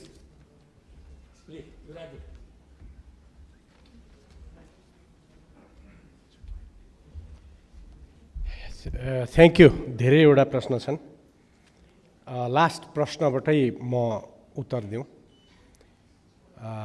यहाँको भनाइ के भन्दाखेरि 80% western date trap हाम्रो छ। इन्डियाको व्यापार व्यवहार हस्तक्षेप लगायतका कुराहरूमा त्योभन्दा बढी छ भनेपछि हामीले किन इन्डियालाई सँगसँगै राखेर छलफल नगर्ने भन्ने खालको कुरोमा यहाँले भनेको कुरा ठिक हो। तर हामीले यहाँ छलफल गरिराखेका कुरा के हो भन्दाखेरि यो इन्डियासँगको हाम्रो विवाद पृथक कुरा छ, धेरै छ। त्यसलाई एमसिसीसँग जोड्दाखेरि एमसिसी एग्रिमेन्टमा आएको कुरो इन्डियाको सहमतिको एउटा कुरा र बिजुली किन्ने चाहिँ एमसिसीको बिजुली किन्ने चाहिँ इन्डियाले र त्यसैको क्रममा इन्डियाले ल्याएको कुरो के भन्दाखेरि चाइनाले उत्पादन गरेको कुनै पनि बिजुली चाहिँ हामी किन्दैनौँ भन्ने लगायतका कुरा हेर्दाखेरि मैले भनेकै कुरो के हो भन्दाखेरि हामी कन्भेन्सनल जियो पोलिटिक्समा हिजो हुँदाखेरि त यो हालत थियो। अब त्यो दुईवटालाई ब्यालेन्स गर्ने कुराबाट हामी 4 वटामा पुग्दाखेरि ओभरसिज कन्ट्री यहाँ आएर सबैभन्दा ज्यादा इन्फ्लुएन्स गरिरहेछ भने त्यसले हामीलाई त्यो हस्तक्षेपले हामीलाई इन्डियासँगको रिलेसनमा के बनाउन सक्छ भन्ने कुरो पनि हेरेर हाम्रो जियो पोलिटिक्सलाई जियो इकोनोमिक्समा कन्भर्ट गर्नुपर्छ भन्ने मेरो भनाइ हो। अब यति छोटो समयमा सबै कुरो भन्न त सकिँदैन। यहाँलाई इन्ट्रेस्ट हुँदाखेरि यहाँले भनेको कुरो मैले स्पेसिफिकली एड्रेस गरेको थियो मेरो साउथ एसिया चाइना जियो इकोनोमिक्स किताबमा करिब 20 जति मैले यसमा छलफल गरेको छु, त्यहाँ हेरौँ। अब दोस्रो प्रश्न सुरुको थियो यो ट्यारिफले जुन अहिलेको युएसले इन्डियामाथि लगाएको ट्यारिफ छ त्यो ट्यारिफले यो अहिले अमेरिकाले यो जुन ट्रान्समिसन लाइन लगायतको कुरा बनाइरहेछ त्यसलाई के असर गर्छ भन्ने प्रश्न पनि थियो। यही क्वेसन चाहिँ बडा इम्पोर्टेन्ट अहिले भइरहेछ। त्यो ट्यारिफ सँगसँगै इन्डियासँगको भारतको यो अमेरिकाको जुन अहिलेको विवादास्पद स्थिति छ त्यो विवादास्पद स्थितिमा एमसिसीको एग्रिमेन्ट चाहिँ के भयो त भन्दाखेरि इम्प्लिमेन्टेसनको प्रब्लम अघि एकजनाले उहाँले पनि भन्नुभयो स्थिति यो छ तर पनि बनाउने कुरा उसको चाहिँ त्यो लागू गरिराखेको छ भने त्यसकारण मैले एकदम सारमा भन्दाखेरि के भनेको थिएँ भन्दाखेरि एकदम स्पष्ट कुरा के भनेको थिएँ भने 2019 को जुनको जुन डिफेन्स डिपार्टमेन्टको रिपोर्ट छ त्यो करुणाजीको प्रश्नको उत्तर पनि यसबाट आउँछ। त्यो रिपोर्टको पेज नम्बर 46 मा स्पष्ट के लेखिएको छ हाम्रो प्रदीप गेवालीको फोटोसहित राखेर भन्दाखेरि नेपाल आर्मी इन्डो पेसिफिक कमान्डको ल्यान्ड आर्मी भनेको जमिनमा हुने त्यो चाहिँ इन्डो पेसिफिकको सेना त सबै समुद्रमा छ तर ल्यान्डमा हुने आर्मी चाहिँ नेपाल हुनुपर्छ भनेर 2 चरणको कुराकानी हाम्रो भइसकेको छ र त्यो वार्ता चाहिँ यो इन्डो पेसिफिक कमान्डको कमान्डरसँग भएको छ भन्ने कुरो त्यहाँ आएको छ। यो पटक पटक कुरा उठाइएको छ हजुर। यो चाहिँ के भन्दाखेरि त्यहाँ आएको एउटा कुरा छ त्यसलाई त्यसरी पनि हेर्नुपर्छ।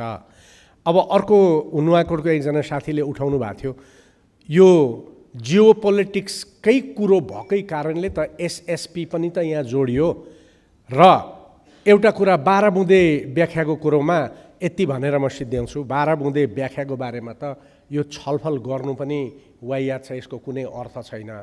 तर आएको कुरो के हो भन्दाखेरि अहिले लेटेस्ट केस चाहिँ कोरियन एयरलाइन्स विरुद्ध अमेरिकन नागरिकको जुन अमेरिकन सुप्रिम कोर्टमा एउटा केस थियो लेटेस्ट, त्यहाँ अमेरिकन कोरियन एयरलाइन्सको बारेमा कोरियन एयरलाइन्सले गरेको जुन इन्टरप्रिटेटिभ व्याख्या थियो एग्रिमेन्टको अमेरिकन सुप्रिम कोर्टले के भन्यो भन्दाखेरि यो हुँदैन, इन्टरप्रिटेटिभ व्याख्या भन्ने कुरो हुँदैन भनेर भन्यो भने इन्टरनेसनल ल कमिसनले यही इन्टरप्रिटेटिभ व्याख्याको बारेमा प्रोटोकल ल्याउन ड्राफ्ट छ। त्यो ड्राफ्टमा इन्टरप्रिटेटिभ डिक्लरेसन ट्रिटीको पार्ट होइन, यसको कुनै अर्थ छैन, यो खालि व्याख्या चाहिँ के भने आर्टिकल लेख्नको लागि मात्रै हो भनेर भनेपछि हामीले कन्सन्ट्रेट गर्नुपर्ने कुरो मेरो भनाइ के हो भन्दाखेरि एमसिसीलाई जियो इकोनोमिक्समा हेरेर व्याख्या गर्नुपर्छ। जियो इकोनोमिक्स यसले सपोर्ट गर्दैन। जियो पोलिटिक्सलाई अझ हट र अझ एक्टिभ बनाउँछ जो नेपालको नेसनल इन्ट्रेस्टको उसमा छैन। त्यसकारण यो गाली गर्ने अमेरिका होइन, हामीले गाली गर्ने अमेरिकालाई होइन, ऊ त उसको स्वार्थमा आउँछ। यो हाम्रो नेतृत्वले यो किन गर्यो प्रश्न उहाँहरूलाई गर्ने हो, मेरो चाहिँ मान्यता त्यो छ।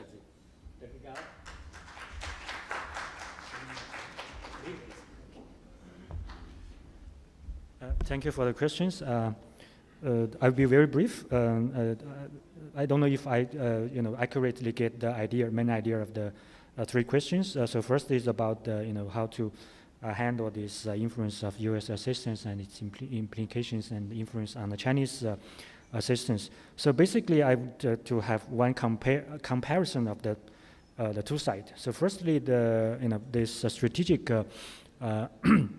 strategic aim of the two countries are different, because for the U.S. side, I have one argument is that the U.S. Nepali policies has always been one part of its broader Chinese policy. When you can review all the history and the contemporary realities, but for the Chinese side, the strategic purpose and strategic aim in this region and in Nepal is quite clear, that it's to have and maintain and promote the stability and the prosperity of Nepal, which is in line with the Chinese interests. So this is one difference. Second is that the way China and the U.S. delivering assistance is quite different. China focuses more practical in terms of the way and where they allocate their resources. For example, China is more focused in poverty alleviation, especially in agriculture and health sectors. But if you look at the other side, somehow they are more focused on these social development, and somehow we call it social engineering projects, and also the influence of such the assistance from the two countries to the people would be fundamentally different. Chinese assistance is focusing on improve the living standards, especially the economic conditions of the people. But the other side, you can have your conclusion. And second, my response to the second question is about how this changed strategic environment and its influence on BRI, if I am correct. So of course my answer is yes, that there is this kind of influence on the geopolitical and political environment in which the BRI will be implemented. So this kind of influence in some places it's subtle and intangible.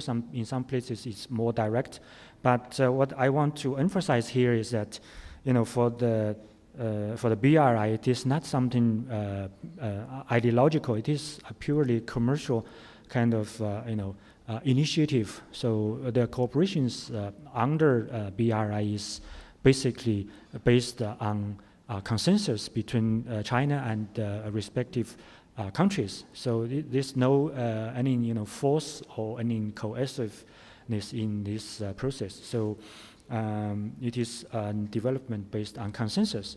So in that case, this kind of yes, I will wrap up.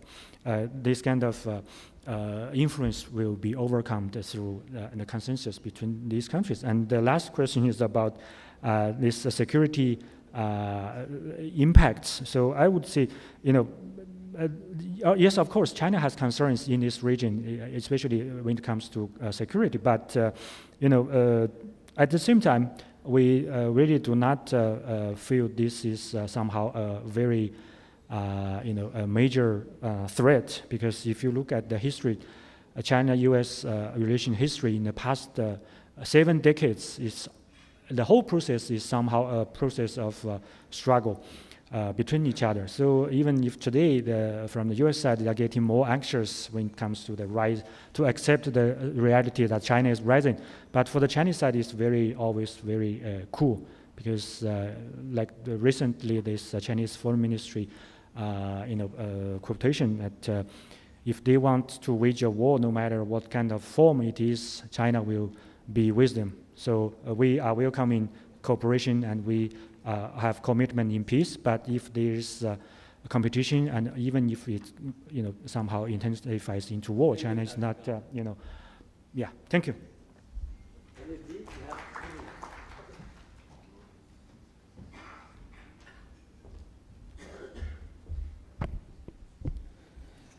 Thank you for all the queries which were directed to me.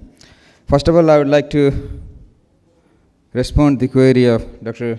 Vim Rahul. He has asked me that how the expert lawyers, they can take this implication, how we can limit these implications, the negative implications of this compact. So far as the negative implication of the contract is MCC compact and its project implementation agreement is concerned, now we can have a review and renegotiation. Basically, we can demand from the lawyer's point of view, we have to first of all ask for all those background documents, all those exchanges of the letters, all those preparatory documents, which is known as the Trabox preparatories, as per the Article 31 and 32 of the Vienna Convention of Law of Treaties. In any issues of the treaty interpretation, we have to go through these documents, because only on top of these documents, background documents, we can say what was the basic intention of US and Nepal while negotiating this compact. Whether this compact was only limited to the development of the physical infrastructure, or whether there were something more than that. All things which the suspicion is going on, it would be clear. All we can see the politicians and the bureaucrats, all they have been shrouded by this kind of suspicions, whether there kind of something has been done against the national interest, according to the, which is also the strict violation of the blatant violation of the Article 5 of this Constitution as well. So, on the basis of the Vienna Convention, Article 31-32, on the basis of the Article 19 of the ICCPR, we have the right to information as well. It is the democratic and legitimate expectation and the basis of transparency as well. This is on behalf of the Nepalese people, the government, the parliamentarians, the civil society, and all the opinion leaders as well. They have to ask and demand for these documents, to reveal these documents. What were the documents which were exchanged by the finance minister? These documents has to be revealed. And until and unless they deny to publicize this document, then on top of that we can demand on the renegotiation as well. This could be the way forward for the future renegotiations, and to have negotiation and to revoke some of the provisions which are already it is against the international law. Now, yeah, I will conclude, sir. And another query was about the interpretative declaration. Basically, this declaration, interpretative declaration are not recognized by the international law and Vienna Convention on Law of Treaties. There is the provision of treaty reservation. This is not the treaty reservation, and there is no any provisions for the reservation also in this compact. So that if any issues arises in future, at that time everything which is in written between US and Nepal in compact and project implementation agreement, that will prevail. So we cannot show that declaration that is just for false face saving of the political leaders. So I would like to say this much for this. And one query was that यो खारेज गर्दा के हुन्छ, यसलाई खारेज गर्दा के हुने भन्ने यो प्रभावित क्षेत्रकै बासिन्दा उहाँले यो प्रश्न गर्नुभएको थियो। र यो खारेज गर्दाखेरि केही पनि हुँदैन। यसमा नेपाल गभर्नमेन्टले तयारी गर्न सक्छ। जसरी यो प्रोजेक्टमा इन्टर गर्नको लागि नेपाल सरकार र राज्यलाई प्रतिनिधित्व गरेर यसमा यो प्रोजेक्टलाई अग्रिमेन्ट गर्न साइन गर्नको लागि एमसीसी वा कुनै पनि ट्रिटी साइन गर्नको लागि नेपालको सन्धि ऐन 2047 अनुसार नेपाल सरकारले सक्छ। संविधानको धारा 51 अन्तर्गतको यो जुन हाम्रो विदेश नीति छ त्यो अन्तर्गत। यसैगरी यसलाई खारेज गर्न हामीले आवश्यक तयारी र यसमा आउन सक्ने केही दायित्वहरू नेपाल सरकारले बिहोर्नुपर्ने दायित्व, त्यो धेरै ठुलो दायित्व पनि हुँदैन आर्थिक टर्म्समा हेर्दाखेरि, त्यो हामीले त्यो तयारी गरेर खारेज पनि गर्न सकिन्छ। So I think I have address all this queries. Thank you.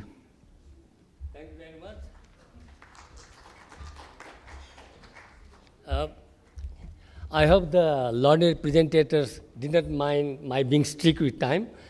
Being a chartered accountant, I believe that time is money. I didn't want to waste money, time of so many people here. We started this session more than 15 minutes late, but I would not take much time in commenting on what they have already said. They are learned scholars. Their papers were learned. I would like to add a few of my own words. The theme of this session was inconsistencies in US policy and its impact on Nepal. I don't see any inconsistency, and please don't call me an American stooge. I'm not. US is a friendly government. They have best interest in their mind. They want to help us, help Nepal grow, help Nepal be prosperous. The focus, yeah, thank you. We are talking about many things, American Army, etc., etc. China, India. No, I would not like to talk about those things. I would like to focus on this transmission project, which is basically the MCC of the initial $500 million. $400 million was earmarked for transmission line, 400 kV transmission line, to export electricity to India. That's where the economics that Yuvrajji mentioned comes in. I am not an engineer, but the electrical engineers talk about firm energy and surplus energy. Nepal has exported last year 17 billion rupee worth electricity, which would have gone waste. That is called surplus electricity. So in a way that there is no harm in exporting that. But Nepal is allowing projects to build even firm energy. So I will not go into all that detail. The innovative technology that have come in the world, I think there are many people who may not understand English. Let me dwell into Nepali. जुन खेर जाने भनेर 17 अर्बको बिजुली निर्यात गरियो त्यो खेर जान्थ्यो हो तर अहिले जुन प्रविधिको विकास भएको छ हामी धेरै नेपालीले भुटानलाई हेप्छौं तर भुटानले त्यस्तै खेर जाने बिजुली सदुपयोग गरेर 3 करोड 35 लाख डलर नेपाली कति तपाई हिसाब गर्नुस् मूल्यको बिटकॉइन उत्खनन गरेर बिक्री गरेर आम्दानी गर्यो 2024 मा उसको मौद्दातमा 1 अर्ब डलरको बिटकॉइन बाँकी छ मैले अब यो रफ हिसाब गरेको यही अब तपाईको जुन अब यो 17 अर्ब रुपैयाँ भनेको छ त्यो 12 करोड 70 लाख डलर हुँदो रहेछ यदि त्यो 12 करोड 70 लाख डलर बिजुली निर्यात गर्नु सट्टा नेपालमा नै बिटकॉइन उत्खनन गरेको भए तपाईको त्यसबाट 29 अर्ब 40 करोड डलरको बिटकॉइन उत्खनन हुन सक्थ्यो यसलाई नेपालीमा तपाई रूपान्तरण गर्नुस् 29 अर्ब 40 करोड डलर खेर जाने बिजुलीबाट 17 अर्बको बिजुली नेपाल 17 अर्ब रुपैयाँको बिजुली निर्यात गरियो जसबाट बिटकॉइन उत्खनन गरे भए 29 करोड 40 लाख डलर नेपालको राज्यको कोषमा आउन सक्थ्यो यदि हामीले भुटानलाई मात्र पनि अनुकरण गरेको भए हाम्रो देशको नेता राज्य सत्ताको त्यति बुद्धि आएन अझ अहिले भनिरहेछ अझ निर्यात गर्ने भनिरहेछन् अब यसलाई लाटो हिसाब गरौँ मसँग यो एउटा यहाँ मलाई अमेरिकन एजेन्ट नबन्नुस् भनिसकेँ म धेरै अध्ययन गर्छु यो चाहिँ युएसएले बनाएको रिपोर्ट हो यो रिपोर्ट अनुसार रिपोर्टले के भन्छ भने यदि 1 युनिट बिजुली तपाईलाई थाहा छ 1 युनिट भनेको 1 युनिट बिजुली नेपालमा उपयोग गर्यो भने नेपालको अर्थतन्त्रमा 86 सेन्ट अभिवृद्धि हुन्छ 86 सेन्ट हामी निर्यात कतिमा गरिरहेका छौँ 5 सेन्टमा हामीभन्दा बेकुफ अरू कोही हुन्छ इन्डियनहरूले भेट्दा के भन्छ थाहा छ मलाई नेपाली लोग अच्छे हैं मगर बेकुफ हैं भन्छन् हामीले यस्तो मूर्खता गरिरहेका छौँ है अब यो के भयो भने बिजुली नेपालमा उपयोग गरेको भए अर्थतन्त्र मूल्य अभिवृद्धि भएर 86 सेन्टले नेपाल समृद्ध हुन्थ्यो भने अझ अब यसको अझ एक कदम अगाडि बढाउने हो भने तपाईको अन्यथा नलिनु होला एकताका नेपालले कहाँ बिजुली स्याटेलाइटमा निर्यात गर्ने भनेको थियो त्यो सम्भव छैन सन्दर्भ के हो भने अमेरिकामा भर्जिनिया राज्य वाशिंटन डीसी सँगै भर्जिनिया राज्यमा तपाईको नयाँ डेटा सेन्टर खोल्नलाई 7 वर्ष लाइन कुर्नुपर्छ बिजुली पाउन मैले बिजुली अमेरिकामा निर्यात गर्न भनिरहेको छैन तर नेपालमा डेटा सेन्टर खोल्न लगाउन सकिन्छ। नेपालमा नै डेटा सेन्टर खोल्ने हो भने मैले भने एउटा युनिट 1 युनिट बिजुलीबाट 5 सेन्ट निर्यात गरेकोमा देशमा उपयोग गर्ने 86 सेन्ट फाइदा हुन्छ। बिटकोइन उत्खनन गर्यो भने $1 फाइदा हुन्छ। अझ तथ्याङ्क प्रशोधन गराउने हो भने $1.5 देखि $3-4 फाइदा हुन्छ राज्यलाई। तपाईहरुले अहिले धेरै गफ सुन्नुहुन्छ आर्टिफिशियल इन्टेलिजेन्सको, कृत्रिम बौद्धिकताको, त्यसको लागि डेटा सेन्टर चाहिन्छ। यदि त्यो डेटा सेन्टर सञ्चालन गर्यो भने अहिले संसारमा यो ऊर्जाको अभावले हेर्नुस् डेटा सेन्टरको लागि बिजुली चाहिन्छ, पानी चाहिन्छ। नेपालमा बिजुली पानी छेदो खेलो छ। हुन त अब के अरे नेपाल पानीमा धनी चाहिँ होइन, 4 महिना बाढीमा धनी, 8 महिना हामी खडेरीमा धनी हौँ। तर यो जुन बर्खा याममा त हामीले पानीको समस्या छैन, बिजुलीको समस्या छैन। डेटा सेन्टर सञ्चालन गरेर कृत्रिम बौद्धिकता सञ्चालन गर्ने हो भने $3 देखि $4 सम्म आर्जन हुन सक्छ भने यो त सबै थोक छोडेर टपनी मुनि हातको कुरा भयो। 5 सेन्ट बिजुली किन निर्यात गर्ने? अब यहाँ यो हाम्रो यो राज्य यसमा दोष अमेरिकाको छैन। म अमेरिकन एजेन्ट होइन, म फेरि दोहोऱ्याएर भन्छु, यो नेपाल सरकारले बनाएको के अरे ट्रान्समिसन सिस्टम डेभलपमेन्ट प्लानको यो नक्सा हो। त्यो प्लानमा नेपाललाई 5 वटा जोनमा विभाजित गरेको छ। अनि के भन्छ भने जोन 1 मा महाकाली र कर्णाली सेते तीनवटा नदीबाट उत्पादित बिजुली भारत निर्यात गर्ने, कहाँबाट दोदोदराबाट बरेली। अनि अर्को तपाईको दोस्रो अनि भेरी नलसाङघाट कोरिडोरको दोस्रो जोनमा डाङ्गो फुलबारीबाट लखनऊमा निर्यात गर्ने। अनि त्यसपछि तेस्रो जोनमा मर्स्याङदी कालीगण्डकी र गण्डकी कोरिडोरको बिजुली गोरखपुरमा निर्यात गर्ने, कहाँबाट बुटोल हुँदै यही एमसिसीले बनाउने बुटोलबाट निर्यात गर्ने। अनि त्यस्तै आएर खिम्ती तामाकोशी दुधकोशी कोरिडोरबाट ढल्केबर हुँदै मुजफ्फरपुरमा निर्यात गर्ने जुन बनिसकेका छ। अनि अर्को तपाईको जोन 5 मा कोशी अञ्चलको कोशी प्रदेशको भनौँ कोशी नदी, अरुण नदी र सहायक नदीहरूको बाट बिजुली तपाईको इनरवाबाट पूर्णिया निर्यात गर्ने। यहाँ महिलावृन्द अन्यथा नमान्नु होला, एउटा गाईको 4 थुन हुन्छ दुध दोहनलाई। अहिले नेपालको राज्य सञ्चालकले नेपाललाई चाहिँ एउटा गाई बनाएको छ 6 थुन सहितको।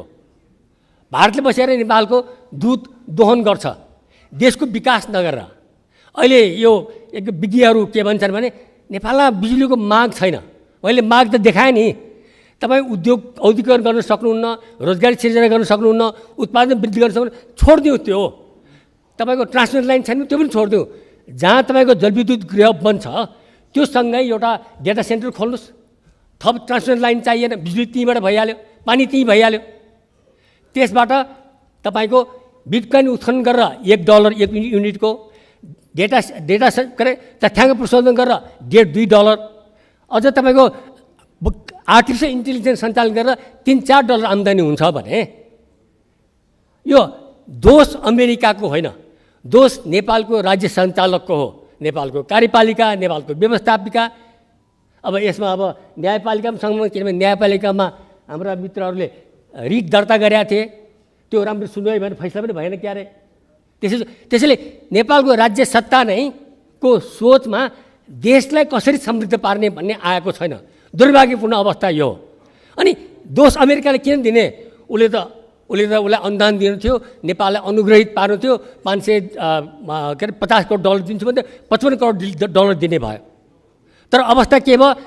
अनुदान आउने नेपालको नाउँमा, अब फाइदा हुने भारतलाई सस्तो बिजुली, बुटोलबाट भारत बिजुली लगेर उसले चाहिँ औद्योगिकरण उसले गर्छ।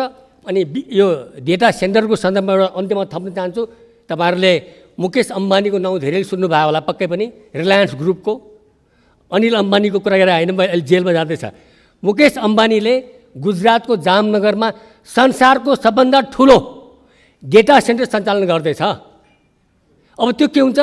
नेपालको बिजुली उत्तरी तपाईँको भारतमा प्रयोग गर्छ, उत्तरी भारतको बिजुली गुजरातमा प्रयोग गरेर डेटा सेन्टर सञ्चालन गर्छ। हामी नै उसले त्यो गर्नु अगाडि नै नेपालमा व्यापक रूपमा डेटा सेन्टर किन नखोल्ने? त्यसलाई किन सोच नजाने? हाम्रो दरिद्र सोचै के भयो भने विमानस्थल बनायो न चल्छ, पोखरा विमानस्थल पनि चल्यो, भैरव पनि चलेन। एउटा डेटा सेन्टर तपाईँको सञ्चालन गर्यो भने राज्य चाहिँ मेरो लेख कतिहरूले पढ्नुभयो होला, नेपालमा अहिले भारतमा तपाईँको जनतालाई करको भार 8% छ, नेपालमा जनतालाई करको भार 20% छ। तर यदि हामीले बिजुलीको सदुपयोग गऱ्यौँ भने हामी जनतालाई आयकरबाट मुक्त गर्न सक्छौँ। उदाहरणको लागि वार्षिक 1 करोड रुपियाँसम्म कमाउनेलाई आयकर चाहिँदैन भन्ने अवस्थामा पुग्न सक्छौँ। त्यो सोच छैन। राज्य त जति तपाईँको आयात गर्न पाइयो उति राजस्व उठ्छ, तलब बाँड्न पाइन्छ भनेर बस्छ र अनि यस्तो अनुदान हात थापेर लिन्छ। नेपाल चाहिँ सुनको कटौरा लिएर माग्न हिँडे अवस्था छ। धन्यवाद।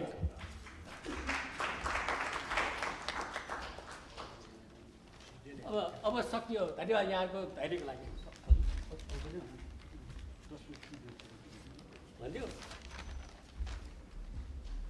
अब उहाँ आयोजकहरूले 10 मिनट चिया खानलाई दिनुभएको छ अरे।